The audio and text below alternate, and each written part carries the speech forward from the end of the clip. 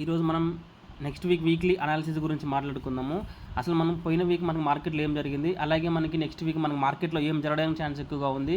Nifty అనేది మనకి ఏదైతే రెసిస్టెన్స్ అనుకున్నామో అది బ్రేక్ చేసి అప్ సైడ్ మొమెంటం చేస్తుంది కదా, అది ఫర్దర్గా ముందుకెళ్ళడానికి ఛాన్స్ ఉందా లేదా మాట్లాడుకుంటూ, అలాగే మనకి మార్కెట్లో చాలా ఇంపార్టెంట్ అయిన క్రూడ్ ఆయిల్ కానీ, యూఎస్ బాండ్ ఈల్డ్స్ కానీ, డాలర్ ఇండెక్స్ కానీ, ఎఫ్ఐడిఏ డేటా కానీ, యూఎస్డీ ఐఎన్ఆర్ కానీ, మనం దీన్ని ఎలా చెక్ చేయాలి, దీని ఇంపార్టెన్స్ మార్కెట్లో మనకి ఎలా ఉంటుంది, దీని గురించి మాట్లాడుకుందాము. మనం రీసెంట్గా అబ్జర్వ్ చేసినట్లయితే IT sector up side momentum చేస్తుంది, అలాగే రిలయన్స్ కూడా మనకి అప్ సైడ్ మొమెంటం చేస్తుంది కదా. మనకి మార్కెట్లో అసలు పాజిటివ్స్ ఏమున్నాయి, పోయిన వారం మనకి ఎలా మార్కెట్ డ్రైవ్ అయింది, అలాగే నెక్స్ట్ వీక్ మార్కెట్ని ట్రిగర్ చేయడానికి మనకి పాయింట్స్ ఎలా ఉన్నాయి, అసలు వార్ ఇంటెన్సిటీ ఎలా ఉంది.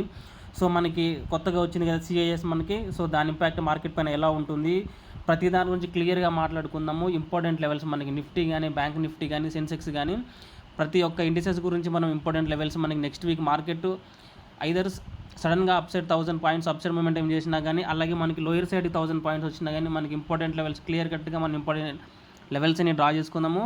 సో ఆ లెవెల్స్ ఫాలో అవుతూ సరిపోతుంది అనమాట. మనం డైలీ ఇంట్రాడే లెవెల్స్ మార్చుకుంటూ అలాగే ఇంట్రాడే లెవెల్ ఫాలో అవ్వడం కంటే వీక్లీ మనం ఒక అనాలిసిస్ చేస్తున్నామంటే బిఫోర్ మనకి 2 డేస్ ఎప్పుడైతే మనకి టైం ఉంటుందో, ఫ్రైడే మార్కెట్స్ క్లోజ్ అయిన తర్వాత ఫ్రైడే ఈవినింగ్ నుంచి మనకి సాటర్డే సండే ఈ 2 డేస్ మనం ఏంటంటే వర్కౌట్ చేయాలన్నమాట. మార్కెట్స్ మనకి నెక్స్ట్ వీక్ ఎలా ట్రిగర్ అవ్వడానికి ఛాన్స్ ఎక్కువగా ఉంది, అసలు మార్కెట్లో లాస్ట్ వీక్ ఏం ఈవెంట్స్ జరిగాయి, నెక్స్ట్ వీక్ ఏ ఈవెంట్స్ జరగడానికి ఛాన్స్ ఎక్కువ ఉంది, లాస్ట్ వీక్ మనని ఇంపాక్ట్ చేసిన న్యూస్ ఏముంది, అలాగే టెక్నికల్ ఏముంది, సో నెక్స్ట్ వీక్ అది కంటిన్యూ అవ్వడానికి ఛాన్స్ ఉందా, సో దాని ఇంపాక్ట్ అనేది తగ్గిందా, లేదంటే దాని ఇంపాక్ట్ ఇంకా పెరగడానికి ఛాన్స్ ఎక్కువగా ఉందా, దాని గురించి మనం మాట్లాడుకోవచ్చు అనమాట. దాని గురించి మనం అనాలిసిస్ చేసుకొని ఫర్దర్గా మనం మండే రోజు ఏంటంటే ఫ్రెష్గా ఆ ట్రిగర్ పాయింట్స్ అని మనం నోట్ చేసుకొని దాన్ని మైండ్లో పెట్టుకొని మనం ట్రేడ్ చేయగలిగితే మనకి ట్రేడింగ్లో అనేది ప్రాబిలిటీ అనేది ఇంక్రీజ్ అవుతుందన్నమాట. మనం అప్పటికప్పుడు మనకి మార్కెట్లో నెగిటివ్ ఓపెన్ అవుతుందా, పాజిటివ్ ఓపెన్ అవుతుందా చూసి దాన్ని బట్టి ట్రేడ్ చేయడం కాకుండా బిఫోరే మనం 2-3 డేస్ మనకి టైం ఉన్నప్పుడు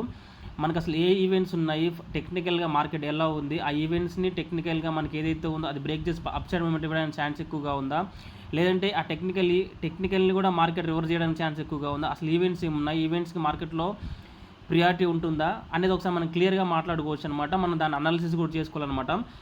సో మనకి మార్కెట్లో వచ్చేసి మీరు ఇవి ఉంటుంటారు కదా, యూఎస్డీ ఐఎన్ఆర్ కానీ, క్రూడ్ ఆయిల్ కానీ, యూఎస్ బాండ్ ఈల్డ్స్ కానీ, డాలర్ ఇండెక్స్ కానీ, ఎఫ్ఐడిఏ డేటా కానీ, వీటి ఇంపాక్ట్ అనేది మార్కెట్లో మనకి ఎలా ఉంటుంది దీని గురించి ఒకసారి మాట్లాడుకుందాము. అలాగే నెక్స్ట్ వీక్ ఇంపార్టెంట్ లెవెల్స్ గురించి మాట్లాడుకుందాము. అసలు మనకి మార్కెట్లో లాస్ట్ వీక్ ఏం జరిగింది, అలాగే ఫర్దర్గా నెక్స్ట్ వీక్ మార్కెట్లో మనకి ఏం జరగడానికి ఛాన్స్ ఎక్కువగా ఉంది. మార్కెట్ అంటే ఓన్లీ ప్రిడిక్షన్ అండి, మనకి ఏంటంటే ఎవరు యాక్యురేట్గా ట్రేడ్ చేయలేరు, అలాగే ఎవరు యాక్యురేట్గా మార్కెట్ని అనాలిసిస్ చేయలేరు. సో మనకి ఏం జరిగింది, ఏం జరగబోతుంది, మనం మార్కెట్ని ప్రిడిక్ట్ చేస్తాము, మన ప్రిడిక్ట్ తగ్గట్టుగా మన లెవెల్కి మార్కెట్ వచ్చినప్పుడు బై చేస్తాము, అలాగే మనం అనుకున్నది జరుగుతున్నప్పుడు మనం మార్కెట్లో మన వేలో వెళ్తున్నప్పుడు మనం ఆ వేలో వెళ్ళడానికి మాత్రమే ట్రై చేస్తాము. అంతేగాని మార్కెట్ని మనం జడ్జ్ చేయలేము, అలాగే మార్కెట్ని మనం ఎప్పుడు దాన్ని నెగిటివ్గా తీసుకోలేము అనమాట. మనకి మార్కెట్ ఏదైతే మనం అనుకున్నామో అది మార్కెట్లో జరుగుతున్నప్పుడు ఆ వేలో మాత్రమే మనం వెళ్ళినప్పుడు మన ప్రాబిలిటీ అనేది మార్కెట్లో సక్సెస్ రేట్ అనేది ఇంక్రీజ్ అవుతుంది అనమాట. సో మనకి లాస్ట్ వీక్ తీసుకున్నట్లయితే సింపుల్గా మాట్లాడుకోవాలంటే మనకి యూఎస్ ఫెడ్ ఈవెంట్ జరిగింది, రేట్ హైక్ లేదు, రేట్ కట్ లేదు, సో ఎలా ఉంది యాజ్ యూజువల్గా అలానే వదిలేశారు కాబట్టి మార్కెట్ దాన్ని నెగిటివ్గా తీసుకోలేదు, అలానే పాజిటివ్గా కూడా తీసుకోలేదు. మనకి యూఎస్ ఇరాన్ వార్ తీసుకున్నట్లయితే దాని ఇంటెన్సిటీ కూడా తగ్గింది, సో అది కూడా మనం పాజిటివ్గా తీసుకోవచ్చు అనమాట. సో మనం ఇంపార్టెంట్ రెసిస్టెన్స్ లెవెల్ ఏదైతే అనుకున్నామో 24,300 ఏదైతే లెవెల్ ఉందో ఆ లెవెల్ బ్రేక్ అయింది, దాని ఎబో మార్కెట్ అనేది కంటిన్యూ అవుతుందన్నమాట. అగైన్ మనకి మార్కెట్ రివర్స్ అవుతున్నప్పుడు ఆ 24,300ని కూడా మనం ఇంపార్టెంట్గా చూడాల్సి ఉంటుందన్నమాట. సో మనం ఒకసారి మార్కెట్లో నెక్స్ట్ వీక్ మనం మండే నుంచి ఫ్రైడే వరకు అసలు పాజిటివ్స్ ఏమున్నాయి, నెగిటివ్స్ ఏమున్నాయి ఒకసారి క్లియర్గా మాట్లాడుకుందాము. దాన్ని బట్టి మీకు ఒక క్లారిటీ వస్తుంది, మీరు దాన్ని బట్టి మీకు ఒక జడ్జిమెంట్కి రావచ్చు అనమాట. నెక్స్ట్ వీక్ మార్కెట్లో ఇలా జరుగుతుంది అని ఒకసారి క్లియర్గా మాట్లాడుతా అర్థం చేసుకోవడానికి ట్రై చేయండి. సో మనం మార్కెట్లో అబ్జర్వ్ చేసినట్లయితే మనకి ఐటీ సెక్టర్ ఏదైతే ఉందో ఐటీ సెక్టర్ అనేది పాజిటివ్గా మూమెంటం అనేది స్టార్ట్ అయింది. సో ఐటీ సెక్టర్ గ్రాడ్యువల్గా మార్కెట్ అనేది పెరగడానికి ట్రై చేస్తుంది అనమాట. ఐటీ సెక్టర్ దాన్ని బూస్ట్ చేస్తుంది.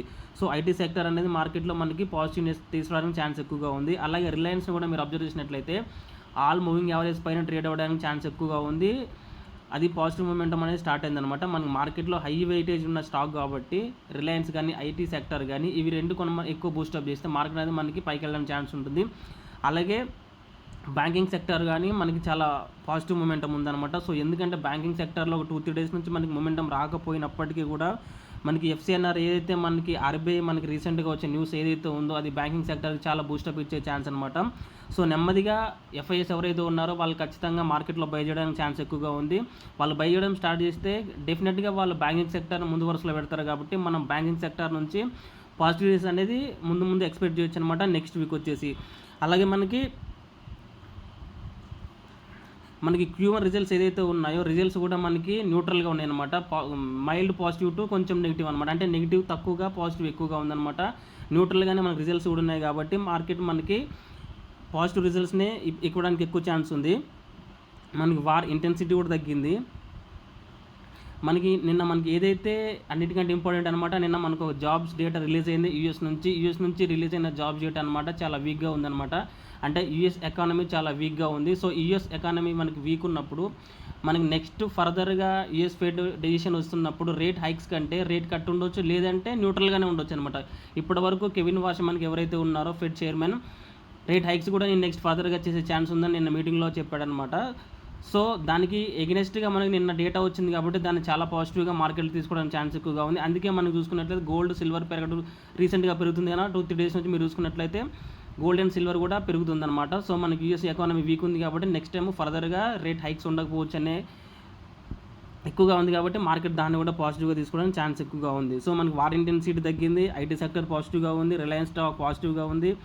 సో మనకి రిజల్ట్స్ మనకి బాగున్నాయి. మనకి ఇంపార్టెంట్ రెసిస్టెన్స్ బ్రేక్ చేసి మార్కెట్ అప్సైడ్ మొమెంటం ఇస్తుంది. బ్యాంకింగ్ సెక్టర్ మనకి అప్సైడ్ మొమెంటం తీసుకునే ఛాన్స్ ఎక్కువగా ఉంది కాబట్టి మార్కెట్లో పాజిటివ్స్ అనేది ఇలా ఉన్నాయి. అలాగే నెగిటివ్ చూసుకున్నట్లయితే మనకి సిఏఎస్ సిస్టమ్ ఏదైతే మనకి రీసెంట్గా కొత్తగా సెబీ యాడ్ చేసిందో దాని నుంచి కొంతగా మనకి ఫ్లక్చువేషన్ అనేది మార్కెట్లో లాస్ట్లో జరుగుతుంది కదా.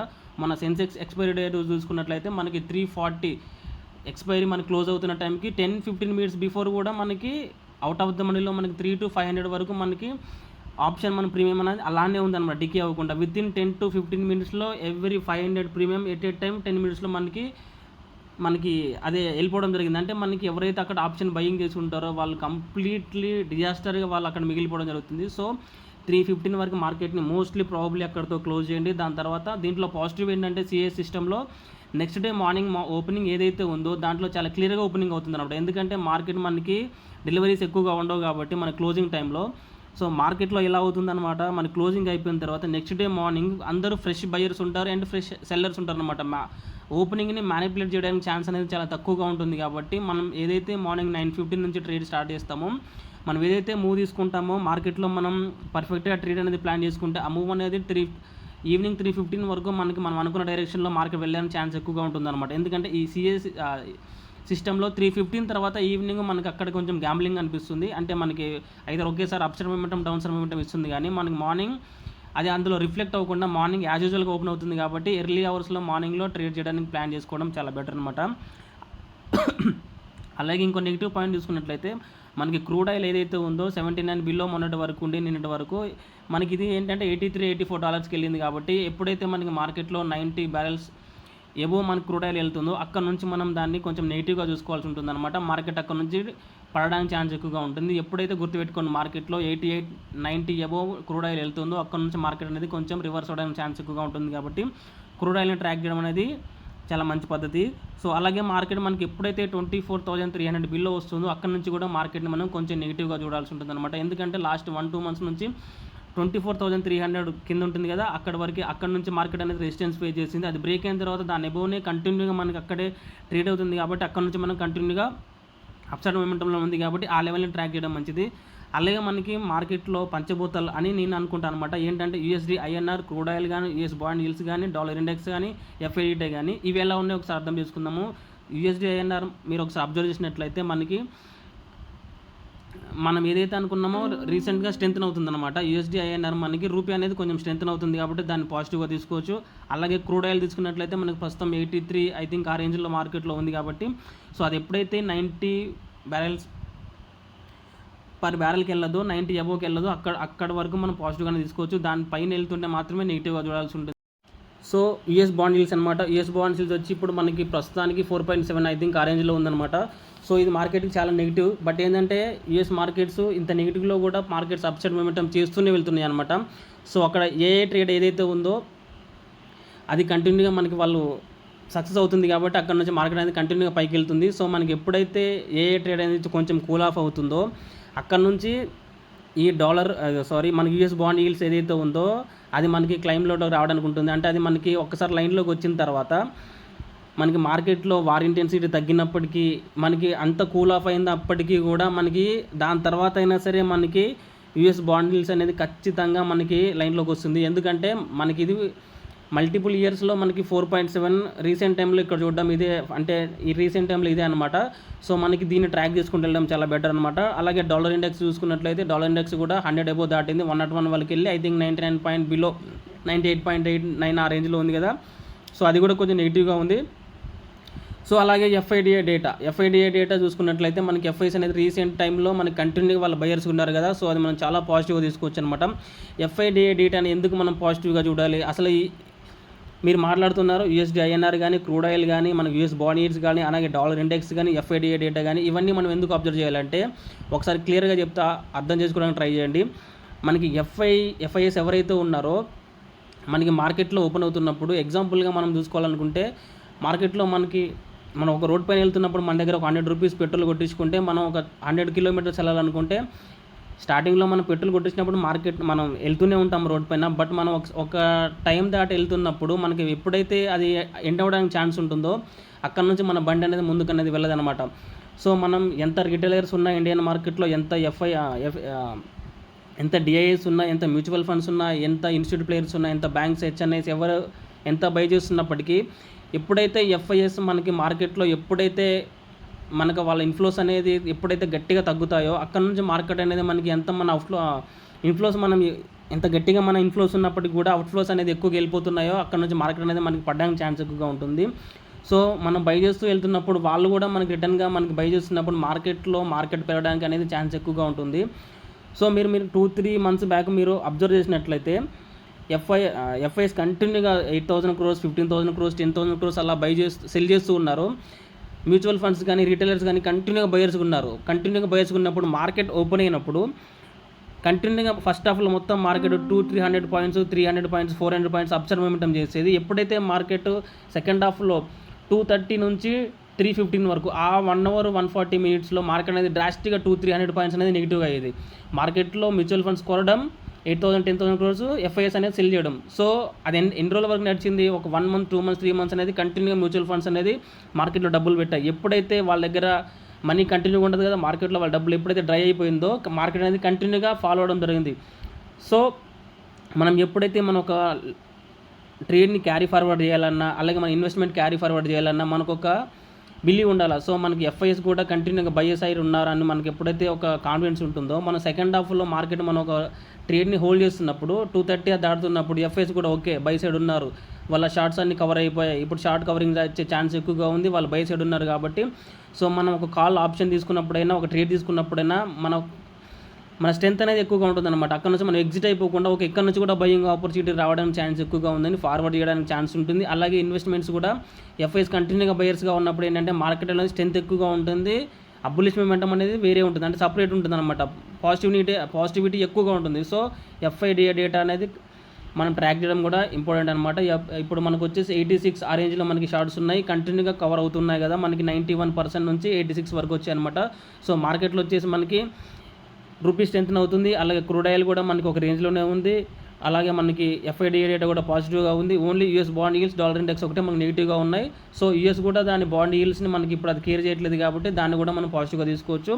సో మార్కెట్లో మనకి స్ట్రెంత్, అలాగే మనం వీక్నెస్ చూసుకున్నాం కదా, మనకి స్ట్రెంత్ వచ్చేసి ఐటీ సెక్టర్ కానీ, రిలయన్స్ కానీ పాజిటివ్గా ఉన్నాయి. ఓన్లీ మనకి సిఐఎస్ ఒక సిస్టమ్ వల్ల, అలాగే మన క్రూడ్ ఆయిల్ 90 అబోవ్ వెళ్తే మనం కొంచెం ప్రాబ్లమాటిక్గా చూసుకోవచ్చు అనమాట. అదర్వైజ్ అప్పటి వరకు మనం మార్కెట్ని పాజిటివ్గానే చూసుకోవచ్చు. నెక్స్ట్ వీక్ మనకి మార్కెట్ అనేది పాజిటివ్గా టర్న్ ఓవర్ అవ్వడానికి ఛాన్స్ అనేది మోస్ట్ ప్రాబబ్లీ ఎక్కువగా ఉందన్నమాట, ప్రాబిలిటీ అనేది. సో ఇప్పుడు మనం నెక్స్ట్ వీక్ లెవెల్స్ ఒకసారి అబ్జర్వ్ చేద్దాము. నిఫ్టీ, అలాగే బ్యాంక్ నిఫ్టీ, సెన్సెక్స్ ఒకసారి చూద్దాము. మీకు క్లియర్ కట్గా మార్కెట్ అప్ సైడ్ మండే నుంచి కానీ ట్యూస్డే, వెనస్డే, థర్స్డే, ఫ్రైడే మనకి మార్కెట్ ఎక్కడ ఓపెన్ అయినా, ఎలా ఓపెన్ అయినా మన లెవెల్స్ అనేది మార్కెట్లో అస్సలు చేంజ్ అవ్వవు. ఈ లెవెల్స్ని మీ చార్ట్ పైన డ్రా చేసుకొని మీకు మార్కెట్లో డెఫినెట్గా యూజ్ అవుతాయి, ఖచ్చితంగా యూజ్ అవుతాయి. ఎందుకంటే మన మార్కెట్ని ప్యూర్లీ ప్రైజ్ యాక్షన్ని బేస్ చేసుకొని మాత్రమే మన లెవెల్స్ ఉంటాయి కాబట్టి ఖచ్చితంగా మార్కెట్లో మీకు యూజ్ అవుతాయి. డెఫినెట్గా ఈ లెవెల్స్ మీ చార్ట్ పైన డ్రా చేసుకోండి. ఫాలో అవ్వండి అనమాట. ఈ లెవెల్స్ ఏమైనా బ్రేక్ అయితే కొంచెం అడ్జస్ట్ చేసుకుంటూ ఆ లెవెల్స్ని మీరు కంటిన్యూ చేసుకోండి అనమాట. సో మార్కెట్లో మీకు డెఫినెట్గా యూజ్ అవుతాయి. సో మనకి నెక్స్ట్ వీక్ మనకి లెవెల్స్ ఒకసారి చూడండి. నిఫ్టీలో వచ్చేసి మనకి 24,495 మనకి రీసెంట్ లో అనమాట. ఇది ఇక్కడ నుంచి మార్కెట్ పైకి వెళ్ళే ఛాన్స్ ఎక్కువగా ఉంటుంది. ఇది మంచి సపోర్ట్గా మనకి యాక్ట్ చేయడానికి ఛాన్స్ ఉంటుంది కాబట్టి ఈ లెవెల్ ఒకసారి మీరు చార్ట్ పైన డ్రా చేసుకోండి. అలాగే 24,429 దాని కింద వచ్చేసి 24,299 అంటే 24,300 లెవెల్ ఉంది కదా, ఇది చాలా ఇంపార్టెంట్ అనమాట. ఈ లెవెల్ నుంచి మార్కెట్ పైకి వెళ్ళడానికి ఛాన్స్ ఉంది. మనకి నెక్స్ట్ వీక్ వరకు ఈ లెవెల్ వరకు మనకి ఇది మేజర్ సపోర్ట్ అనమాట. ఈ లెవెల్ కిందికి వచ్చి మార్కెట్ 1 డే క్యాండిల్ క్లోజ్ అయినంత వరకు మన మార్కెట్లో బుల్లిష్ మూమెంట్ ఉంటుందని ఎక్స్పెక్ట్ చేయొచ్చు అనమాట. సో 24,300 అనేది మనకి సైకలాజికల్గా వెరీ ఇంపార్టెంట్ లెవెల్ అనమాట. సో అలాగే మనకి రెసిస్టెన్స్ వచ్చేసి 24,677 ఇది రీసెంట్ హై. అలాగే 24,774 మనకి అక్కడ 200 డే మూవింగ్ యావరేజ్ కూడా అక్కడే ఉంటుంది. సో మనకి ఎప్పుడైతే మార్కెట్లో 24,777 అంటే సైకలాజికల్గా 24,800 ఎప్పుడైతే మార్కెట్ 1 డే క్యాండిల్ క్లోజ్ అవుతుందో స్ట్రెంత్గా, అక్కడ నుంచి మార్కెట్ అనేది మనకి కంటిన్యూగా అప్సైడ్ మూమెంట్ ఇవ్వడానికి ఛాన్స్ ఎక్కువగా ఉంది కాబట్టి ఈ 24,800 లెవెల్ వరకు మార్కెట్ మనకి వెళ్ళడానికి ఛాన్స్ ఉంది. ఆ లెవెల్ రెసిస్టెన్స్ లెవెల్ అనమాట. అది మీ చార్ట్ పైన డ్రా చేసుకోండి. సో అలాగే నెక్స్ట్ వచ్చేసి బ్యాంక్ నిఫ్టీలో చూద్దాము. Okay, done. సో మనకి నెక్స్ట్ వీక్ మార్కెట్లో బ్యాంక్ నిఫ్టీలో వచ్చేసి 57,377 అండి, ఇది మేజర్ సపోర్ట్ అనమాట. సో అలాగే 56,659 ఇది కూడా మనకి ఇంపార్టెంట్ సపోర్ట్ అనమాట. అలాగే రెసిస్టెన్స్ చూసుకున్నట్లయితే 58,247 ఇది మనకి మేజర్ సపోర్ట్, రెసిస్టెన్స్కి యాక్ట్ చేయడం ఛాన్స్ ఎక్కువగా ఉంది. అలాగే 58,700 ఉంది కదా, ఈ లెవెల్ మనకి మేజర్ రెసిస్టెన్స్ అనమాట. ఈ లెవెల్ క్రాస్ చేసి మార్కెట్ అప్సైడ్ మూమెంటం చేస్తుంటే బ్యాంక్ నిఫ్టీలో మంచి ర్యాలీ రావడానికి ఛాన్స్ ఉంది, బుల్లిష్ మూమెంటం. సో ఈ లెవెల్ని ట్రాక్ చేసుకోవడానికి ట్రై చేయండి. సో అలాగే సెన్సెక్స్లో చాలామంది సెన్సెక్స్ అడుగుతున్నారు. సెన్సెక్స్లో కూడా ఒకసారి చూడండి ఇంపార్టెంట్ లెవెల్స్. Okay, done. సెన్సెక్స్లో వచ్చేసి 78,320 ఉంది కదా, ఇది వెరీ ఇంపార్టెంట్ సపోర్ట్ జోన్ అనమాట. ఈ లెవెల్ ఒకసారి చూడండి. ఈ లెవెల్ వరకు వచ్చి మ్యాక్సిమం మార్కెట్ అనేది మల్టిపుల్ టైమ్స్ అనేది ఇంతకుముందు రెసిస్టెన్స్గా ఫేస్ చేసింది అనమాట. సో కిందకి వస్తున్నప్పుడు కూడా ఈ 78,320 అనేది ఏదైతే ఉందో అది మేజర్ సపోర్ట్గా యాక్ట్ చేయడానికి ఛాన్స్ ఎక్కువగా ఉంది. సో ఈ లెవెల్ని డెఫినెట్గా చార్ట్ మీద డ్రా చేసుకోండి. అలాగే ఇంకా కిందకి వస్తున్నప్పుడు 77,800 ఇది కూడా మేజర్ సపోర్ట్ అవుతుంది. సో అలాగే పైకి వెళ్తున్నప్పుడు సెన్సెక్స్లో 79,053 అండి, ఈ లెవెల్ మేజర్ రెసిస్టెన్స్ అనమాట. సో అలాగే ఇది బ్రేక్ చేస్తే 79,367 367 ఉందిగా, ఇది కూడా మనకి మేజర్ రెసిస్టెన్స్ అనమాట. ఇక్కడ నుంచి మార్కెట్ రివర్స్ అవడానికి ఛాన్స్ ఎక్కువగా ఉంది కాబట్టి ఈ లెవెల్స్ అన్నీ మీరు చార్ట్ పైన డ్రా చేసుకోండి. ఇవి మీకు మార్కెట్లో డెఫినెట్గా యూజ్ అవుతాయి. సో మార్కెట్లో న్యూస్ని బట్టి, అలాగే న్యూస్ ఉంది, పాజిటివిటీ ఉంది, మార్కెట్లో అప్సైడ్ ట్రేడ్ చేద్దాము, నెగిటివిటీ ఉంది, మార్కెట్లో సెల్ సైడ్ ప్లాన్ చేద్దాం. అలా కాదు, నెగిటివిటీ ఉన్నా పాజిటివిటీ ఉన్నా ఎప్పుడైతే మనం న్యూస్ అనేది మన మైండ్లో పెట్టుకోవాలి. క్రూడ్ ఆయిల్ కానీ మనకి ఏదైతే క్రూడ్ ఆయిల్ కానీ బాండ్ yields కానీ డాలర్ ఇవన్నీ ట్రాక్ చేయాలి. ట్రాక్ చేసి మన మైండ్లో ఉంచాలి. మైండ్లో ఉంచిన తర్వాత మనం చార్ట్ పైన లెవెల్స్ డ్రా చేసుకోవాలి. చార్ట్ పైన లెవెల్స్ డ్రా చేసిన తర్వాత ఎప్పుడైతే మార్కెట్ మన లెవెల్కి వస్తుందో మన లెవెల్ని మనం రెస్పెక్ట్ చేస్తూ మన అనాలిసిస్కి, మన టెక్నికల్ అనాలిసిస్కి, అలాగే మన ఫండమెంటల్స్కి, మన న్యూస్కి ఎప్పుడైతే ఓకే పాజిటివిటీ ఎక్కువగా ఉంది, న్యూస్ పరంగా పాజిటివిటీ ఉంది, ఇక్కడ నుంచి మార్కెట్ అప్సైడ్ మూమెంటం చేయడానికి ఛాన్స్ ఎక్కువగా ఉంది మనమని అప్సైడ్ మనం ప్లాన్ చేసుకున్నప్పుడు, అలా అనుకున్నప్పుడు మనకి ఎప్పుడైతే సపోర్ట్ దగ్గరికి వచ్చి రివర్స్ అవుతుందో అప్పుడు మాత్రమే ట్రేడ్ చేయాలి. న్యూస్ని మన టెక్నికల్ అనాలిసిస్కి మనం మ్యాచ్ చేసి ఓకే న్యూస్ పరంగా పాజిటివిటీ ఉంది, అలాగే మనం ఏదైతే సపోర్ట్ అనుకున్నామో అది బ్రేక్ చేసి అగైన్ అది సపోర్ట్ తీసుకుంది, అక్కడ నుంచి అప్సైడ్ మూమెంటం ఇస్తుంది. కాబట్టి మనకి ఎప్పుడైతే మనం 15 minutes క్యాండిల్ కానీ 5 minutes క్యాండిల్ కానీ మనం దేంట్లో అయితే మనం ట్రేడ్ చేస్తున్నామో అది ఎప్పుడైతే మనకి ఎబో క్లోజ్ చేస్తుందో అక్కడ నుంచి మనం బై ఎంట్రీ ప్లాన్ చేసుకోవాలి. దాని బిలో క్యాండిల్ ఆర్ మనకి స్వింగ్ లో ఏదైతే ఉందో అక్కడ మనం స్టాప్ లాస్ ప్లే చేసుకోవాలి. అక్కడ నుంచి మనం ట్రేడ్ చేస్తే మన ప్రాబిలిటీ అనేది మార్కెట్లో ఖచ్చితంగా ఇంక్రీజ్ అవుతుంది. సో మార్కెట్లో ఎందుకు చెప్తున్నా అర్థం చేసుకోండి. దయచేసి న్యూస్ని బట్టి, అలాగే మార్కెట్లో ఫ్లక్చువేషన్ని బట్టి, అలాగే మనకి రాంగ్ డైరెక్షన్లో మన ట్రేడ్ అనేది ఖచ్చితంగా చేయకండి. న్యూస్ ఎలా ఉన్నప్పటికీ లెవెల్స్ని బేస్ చేసుకొని మాత్రమే ట్రేడ్ చేయండి. న్యూస్ని ట్రాక్ చేయండి, అది మైండ్లో ఉంచుకోండి. అది మైండ్లో ఉన్న తర్వాత దానికంటూ ఒక సపరేట్గా ఓకే ఇలా ఉంది, న్యూస్ అనేది ఇలా ఉంది, క్రూడ్ ఆయిల్ తగ్గింది, ఎఫ్ఐఎస్ బై సైడ్ ఉన్నారు, ఓకే రిలయన్స్ స్టాక్ అనేది పాజిటివ్ మూమెంట్ ఇస్తుంది, బ్యాంకింగ్ సెక్టర్ బాగుంది అంటే మార్కెట్ పాజిటివిటీ రావడానికి ఛాన్స్ ఎక్కువగా ఉంది అనేది మైండ్లో ఉంచుకోవాలి. సో మైండ్లో పాజిటివిటీ ఉంది, మనం ఏం ప్లాన్ చేసుకోవాలి, బై సైడ్ ప్లాన్ చేసుకోవాలి. బై సైడ్ ప్లాన్ చేయాలంటే మార్కెట్ మన లెవెల్కి రావాలి, మన లెవెల్కి వచ్చిన తర్వాత సపోర్ట్ బ్రేక్ చేయాలి, రెసిస్టెన్స్ దగ్గరికి వచ్చినక్కడ అక్కడ వెయిట్ చేయాలి. రెసిస్టెన్స్ దగ్గరికి వచ్చిన తర్వాత మనకి కన్సల్టేట్ అయ్యి బ్రేక్ అవుతుందా, అలాగే రివర్స్ అయ్యి బ్రేక్ అవుతుందా, అలా మనం మార్కెట్లో అబ్జర్వ్ చేసిన తర్వాత అక్కడ నుంచి మాత్రమే బై ఎంట్రీస్ ప్లాన్ చేసుకోవాలి. స్టాప్ లాస్ అనేది తక్కువ ఉండాలి, రిస్క్ టు రివార్డ్ అనేది ఎక్కువ ఉండాలి, 1:2 1:3 రేషియో ఉండాలి. మార్కెట్లో అన్నెసెసరీగా మనం బై సైడ్ ప్లాన్ చేసుకోవద్దు, సెల్ సైడ్ ప్లాన్ చేసుకోవద్దు. స్ప్రెడ్స్ ప్లాన్ చేయాలా, ఎంత మన దగ్గర బై చేయడం, అలాగే దానికి హెడ్జింగ్ ప్రాపర్గా పెట్టుకోవడం, 25%, 30%, 40%, అలాగే 50% హెడ్జింగ్ తీసుకోవాలి. మనం అంటే ఎట్ ద మనీ దగ్గర మనం సెల్ చేస్తాము, అవుట్ ఆఫ్ ద మనీకి వెళ్ళి మనం బై చేస్తాము. సో మనకి మార్కెట్ రివర్స్ అవుతున్నప్పటికీ కూడా మనకి ఆ హెడ్జింగ్ వల్ల మనకు అనేది లాస్ అనేది తక్కువగా ఉంటుంది. స్ప్రెడ్స్ చేయడం నేర్చుకోండి, అలాగే స్ప్రెడ్స్ని చేయండి, ఖచ్చితంగా యూజ్ అవుతుంది. లేదు మేము ఆప్షన్ బయింగ్ చేస్తాం అనుకుంటే తక్కువ స్టాప్ లాస్తో 1 or 2 ట్రేడ్ తీసుకోవడము, ఎగ్జిట్ అయిపోవడం, అంతే, అంతకంటే ఎక్కువ మార్కెట్లో చేయకూడదు. సో ఎప్పుడైతే రిస్క్ టు రివార్డ్ పేషెన్స్ అనేది మీకు బిల్డ్ అవుతుందో మార్కెట్లో ఖచ్చితంగా మీరు సక్సెస్ అవుతారు. అంతవరకు ఓన్లీ న్యూస్ని బట్టి లేదా ఓన్లీ టెక్నికల్స్ని బట్టి మార్కెట్లో మీరు వెళ్తే మాత్రం ఖచ్చితంగా లాస్ అవడానికే ఛాన్స్ ఎక్కువగా ఉంటుంది. అంటే టెక్నికల్స్ని బట్టి కూడా మార్కెట్లో చేయొచ్చు. బట్ ఏమవుతుంది ప్రాబ్లం అంటే మనం ఓన్లీ టెక్నికల్స్ని బేస్ చేసుకొని వెళ్తున్నప్పుడు మార్కెట్లో ఏదైతే మనం ఒక లెవెల్ అనేది మనం ఒక ఎంట్రీ తీసుకున్న తర్వాత మనకి కాన్ఫిడెన్స్ అనేది కొంచెం తక్కువగా ఉంటుందండి. ఎందుకు తక్కువగా ఉంటుందంటే మనకి న్యూస్ అనేది అండ్ మనకు ఒక డేటా అనేది మనకు ప్రాపర్గా మనకు ఐడియా లేనప్పుడు ఏమవుతుందంటే ఒక ఎంట్రీ దొరికినప్పుడు ఆ ఎంట్రీ అనేది మన టార్గెట్ వరకు రీచ్ అవ్వడానికి మనం కొంచెం ఆలోచిస్తాం అనమాట. అదే నీకు డేటా పరంగా నీకు క్లియర్ కట్గా నీకు ఇన్ఫర్మేషన్ అనేది నీ మైండ్లో ఉంటే ఏమవుతుందంటే ఓకే ఈ లెవెల్ నుంచి కూడా మార్కెట్ అప్సర్ మూమెంట్ ఇవ్వడానికి ఛాన్స్ ఎక్కువగా ఉంటుందని, రిస్క్ టు రివార్డ్ అనేది ఎక్కువ మెయింటైన్ చేయడానికి ఛాన్స్ ఎక్కువగా ఉంటుంది అనమాట. అంటే నువ్వు పర్ఫెక్ట్గా నీ టార్గెట్ వరకు నువ్వు వెయిట్ చేస్తావు కాబట్టి న్యూస్ని మైండ్లో పెట్టుకోండి, టెక్నికల్ని స్ట్రాంగ్గా బిలీవ్ చేయండి, మార్కెట్లో డెఫినెట్గా సక్సెస్ అవుతారు. సో ఇది ఈ వీక్లీ అనాలిసిస్ అనమాట. సో డైలీ వీడియోస్ రాకపోవచ్చు, వీక్లీ లేదా మధ్యలో మనకి ఇంపార్టెంట్ సపోర్ట్ రెసిస్టెన్స్ బ్రేక్ అవుతున్నప్పుడు డెఫినెట్గా మీకు లెవెల్స్ అనేది మీకు ప్రొవైడ్ చేస్తాను. సో ఇవ్వండి ఈ వీక్లీ అనాలిసిస్ అనమాట. నచ్చితే ఖచ్చితంగా లైక్ చేయండి, షేర్ చేయండి, అలాగే సబ్స్క్రైబ్ అండి. థ్యాంక్ యూ అండి.